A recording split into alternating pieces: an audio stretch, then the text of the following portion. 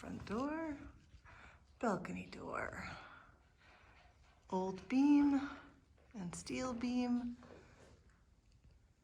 the bathroom and bedroom, ceilings, family room,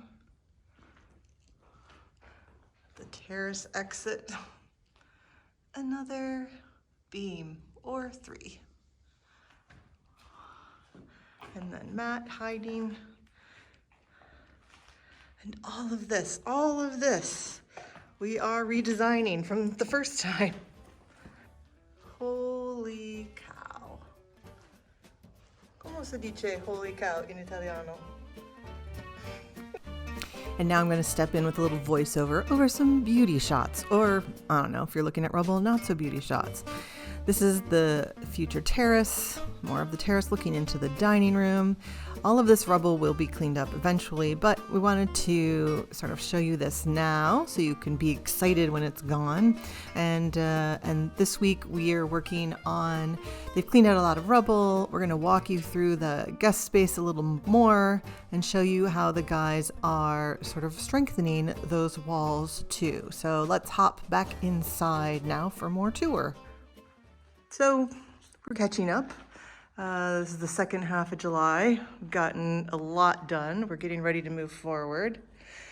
This is the front door of the guest room. Never before have we seen this view because last time I was in here, there was a wall pretty much right here. But now that wall's fully come down, one of the last walls.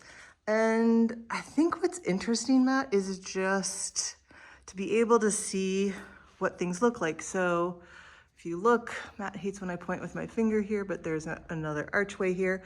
I'm thinking this might have been a garage, maybe first, before it became something else. We can also see, it looks like there was maybe a window in there. Maybe that's something we can open back up without needing too much structural work. You can see there's a cement divider here, so this could have been originally, actually, I don't know if that's cement or stone. It looks like maybe it could be two long stones, some lava stone. And Matt, you were just making a point about the floor. You want to share that with our friends? Yeah, I mean, my initial reaction is, hey, like, look up on the ceiling, hey, this portrait, it's never seen 2 floors down, but then I thought, we do have steel beams that were added here at some point on the right. Yep. And so I'm guessing that the floor had to, the ceiling floor had to come down at that point for them to put that up. So this is not the first time that the frescoes have seen 2 floors down. Right. So this floor has probably come out once before. And I talked to somebody, I didn't talk to somebody, I mentioned on a video that one of the good news was that we didn't have to take out this floor, ceiling floor. And I misunderstood. Translation is that what we didn't need to do any new weird structural stuff, because when we opened this up, they had opened it up sort of like here on the floor, and they hadn't seen that we have a steel beam in there. And so that was the good news, that they don't have to do a whole weird structural surround, build a cement sort of something to support a beam and then put a beam in. So that was good. We're excited about that, I think. Yeah. Were you excited about that? Yeah, the primary structure is fine. Yeah.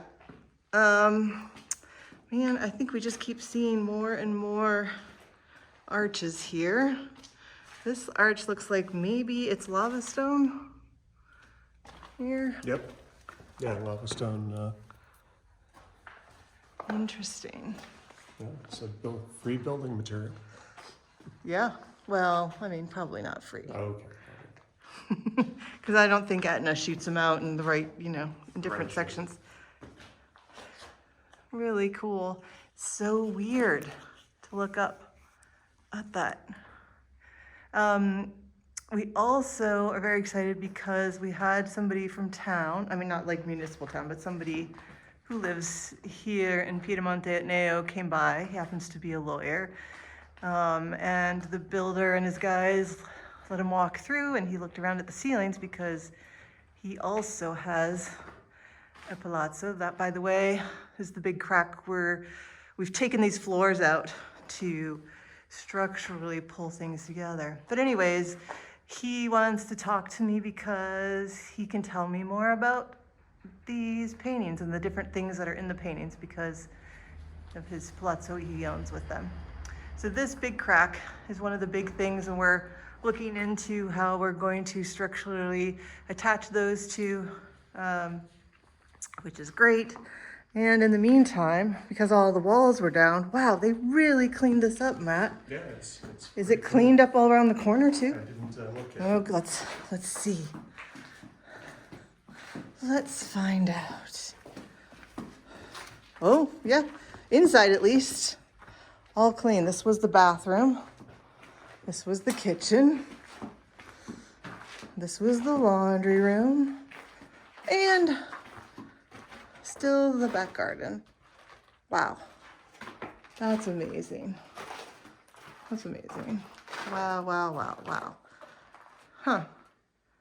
This is fascinating. So we'll give you more information soon on what we're going to do with this, but the layout is changing entirely. Matt, how would you sum up the layout is changing? We've blown it up and reassembled it in a different direction. Yep, added another bathroom, combined a couple rooms, moved a whole bunch of rooms. I'm really excited. I don't know if Matt's as excited as I am. I'm happy with the new layout, I think. Yeah, it's gonna be great.